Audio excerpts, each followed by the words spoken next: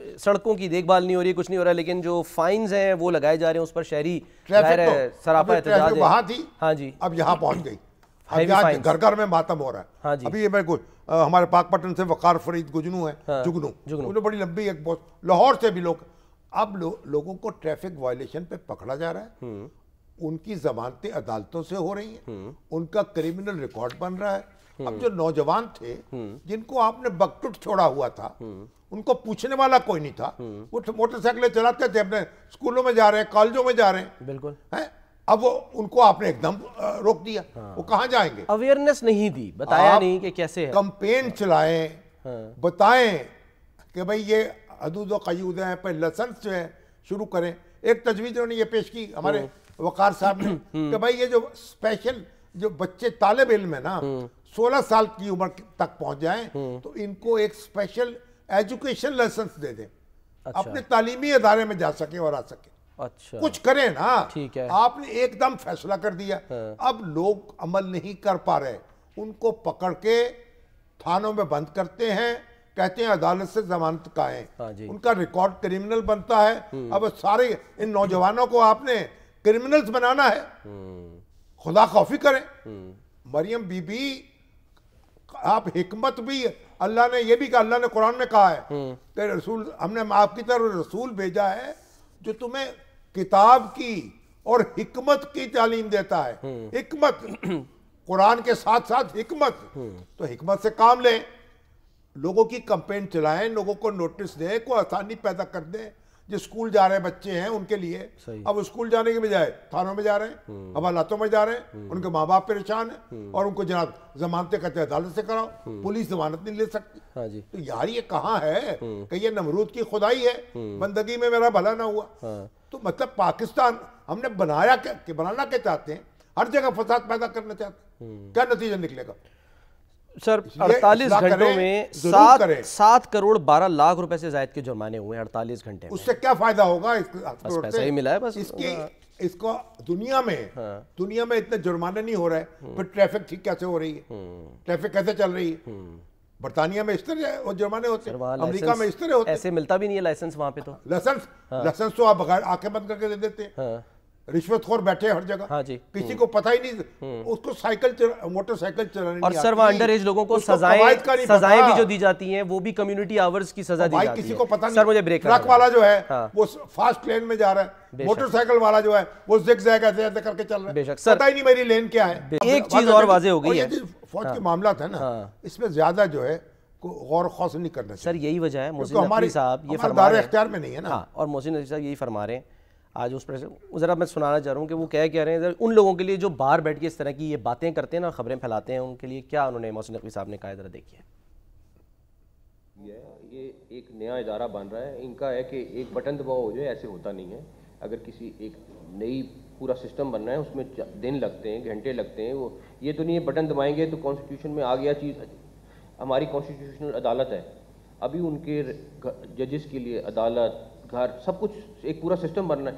یہ کہتے ہیں نہیں کہ چیف کا بھی ایسے کرے, ان کو اچھا ہے, ان کو جو چند ایک لوگوں کی دیہڑی لگی ہوئی ہے لگی رہنے ہیں. اس ٹائم سوشل میڈیا پہ میرے خیال میں 90% خبریں غلط چل رہی ہیں. ایویڈنس ہیں آپ کے پاس, آپ بالکل دیں, ایز اے رپورٹر آپ سٹوری دیں, لیکن یہ نہیں ہو سکتا کہ سوشل میڈیا پہ آپ جو مرضی بول دیں, جس مرضی کے خلاف جو مرضی ایلیگیشن لگا دیں, جو فیک نیوز پھیلا رہا ہے اور اس کے پاس کوئی ایویڈنس نہیں ہے. کوئی لندن بیٹھ کے بکواس کر رہا ہے کہ جی ہمارے آپس میں اداروں میں مسئلہ چل رہا ہے, ہمارے جنرلز کے متعلق کر رہا ہے, تصویریں لگا کے کر رہا ہے. اس کو رکوانا پڑے گا. جو لوگ وہاں پہ بھی بیٹھے ہیں میں ان کو بھی بتا دوں کہ آپ لوگ بھی بہت جلد واپس آ رہے ہیں, آپ کو آ کے یہیں پہ دینا ہے. آپ اگر یہ سمجھیں کہ آپ کو کوئی پروٹیکشن ملے گی, سارا کچھ ہوگا, وہ ممکن نہیں ہے. اور بہت جلد ہم آپ کو یہاں لائیں گے اور آپ کو ان ساری چیزوں کا تیاری پکڑ لیں. سر یہ بڑی بات تو نے یہ کہہ دی ہے, باقی تو خیر جو کہا ہے وہ درست ہے, ہو جائے گا, کوئی ایسا مسئلہ نہیں. صحیح ہے, ٹھیک ہے, لیکن تو تھوڑا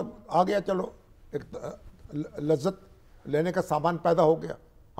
ہمارا یہی کام ہے نا بعض لوگوں کے لیے, جگتے کرنا, نقطے نکالنا. تو اب آپ دیکھیں انہوں نے یہ دھمکی دی ہے کہ جو باہر بیٹھ کر بکواس کر رہے ہیں نا, ان کو بھی ہم واپس لائیں گے. ٹھیک ہے. اب یہ اگر اس کو وہ لے آئیں واپس, ان لوگوں کو کان سے پکڑ کے لا سکیں گے سر؟ اور قانون کے حوالے لندن میں بیٹھے ہوئے ہیں بہت سے لوگ، امریکہ میں بیٹھے ہوئے ہیں بہت سے لوگ، ہم تو خوش ہوں گے نا، لائیں واپس. ٹھیک ہے، اب کیسے لائیں گے اب دیکھیں گے ان کو. اب یہ تو پھر ان کو اپنا صرف دھمکی دے کے رہ گئے تو پھر تو اور بات ہے. تو محسن نقوی صاحب، آپ نے جو کچھ کہا ہے اس پہ عمل کر کے دکھائیے. اگر عمل نہیں کریں گے تو وہ اور چوڑ ہو جائیں گے. 90% جن کو آپ دھمکی دے رہے ہیں وہ آپ کو دھمکی دیں گے. صحیح ہے. اور پھر اور مزید دھمکی دیں گے. تو اس لیے آپ نے جو کچھ کہا ہے اسے کر کے دکھائیے. 90% فیک خبریں جو ہیں نا، نہ کہیں گے لوگ کرکٹ کھیل رہے ہیں بس. اچھا، پریس کانفرنس سے ویسے وہ سر پی سی بی میں بیٹھ کے کرتے ہیں. ہاں ٹھیک ہے، اچھی بات ہے. ظاہر ہے کہ وہ ریاست ہے ان کی. کرکٹ جو ہے نا، اچھا، وہ ان کی ریاست ہے نا. کرکٹ بورڈ جو ہے، اچھا، وہاں جتنے اختیارات وہاں ہیں اتنے تو پھر دوسری جگہ نہیں ہو سکتے نا. ٹھیک ہے، وہاں تو وہ امیر ہیں، امام ہیں اچھا کرکٹ بورڈ کے، جو چاہیں کریں، جو چاہے ان کا حسن کرشمہ ساز کرے. سر آگے بڑھتے ہیں. کراچی سے بڑا ایک دل خراش واقعہ جو ہے کل رات وہ پیش آیا. اس کے بعد ہم مسلسل دیکھ رہے ہیں مرتضی وہاب صاحب جو ہیں میئر کراچی، ان سے بھی ظاہر سوالات ہو رہے ہیں کہ ایک بچہ 3 سال کا ابراہیم مین ہول میں گر گیا. ہاں جی، ڈھکن نہیں تھا اس پہ. ہاں جی، ایک بڑے ڈپارٹمنٹل سٹور کے پاس، نیپا چورنگی پر. نیپا چورنگی، بڑا مشہور یار علاقہ. مجھے اتنا دکھ ہوا میں سارا دن افسردہ رہا کہ مجھے آپ بتائیے کہ خیر حکومت کا، بلدیہ کا، کوئی اس کے لتے لے رہا، کس کے لتے لے رہا. حافظ نعیم الرحمان صاحب، ایم کے ایم صاحب، مقبول صدیقی صاحب، سر سندھ اسمبلی تک معاملہ پہنچا ہے، اور پھر مرتضی وہاب اور پھر اہل ہمارے سے ہر ایک دوسرے کے بس کے لتے لے رہے ہیں. وہ کہہ رہے ہیں وہی پہ جو تھی جماعت اسلامی کی یونین کونسل ہے وہاں، ہاں جی، وہ کہہ رہے ٹاؤن چیئرمین کہہ رہے ہیں کہ جی ان کا تھا. لیکن شرجیل میمن صاحب نے یہ نہیں کہا. انہوں نے کہا کہ میں اس میں نہیں جا رہا کہ کون تھا، جو ذمہ دار ہے اس کو اس کا گریبان میں کہتا ہوں آنا چاہیے. وہ کہتے ہیں 88,000 ڈھکن ہم نے لگائے ہیں. جی ہاں، پچھلے 1 سال میں. ہاں، اب میں تو کراچی گیا نا، کراچی تو ایک یتیم خانہ معلوم ہوتا ہے. کیا ایکسپیرینس؟ یتیم خانہ. ہر شخص جو دیکھے افسردہ، اچھا، پجمردہ. جو پیپلز پارٹی والے تھے ان کے چہرے بھی بچاش نہیں تھے.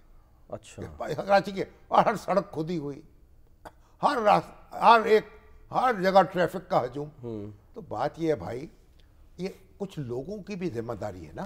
آپ مجھے بتائیں، اگر مین ہول جو ہے وہ کھلا پڑا ہے تو آپ یہ دیکھیں کہ جو ڈپارٹمنٹل سٹور والے ہیں وہ نہیں دیکھ رہے، وہاں آنے جانے والے نہیں دیکھ رہے، کو محلے والے نہیں دیکھ رہے. اب وہ کہہ رہے ہیں نا مرتضی وہاب صاحب، سر میں ذرا سنا دوں یار کو لے کے وہاں لگا دیں، وہ ڈھکن لے کے بازار سے. ہاں، ایک کوئی ایسا انتظام کریں، کوئی ٹیلی فون لائن دے، ہیلپ لائن دے دے.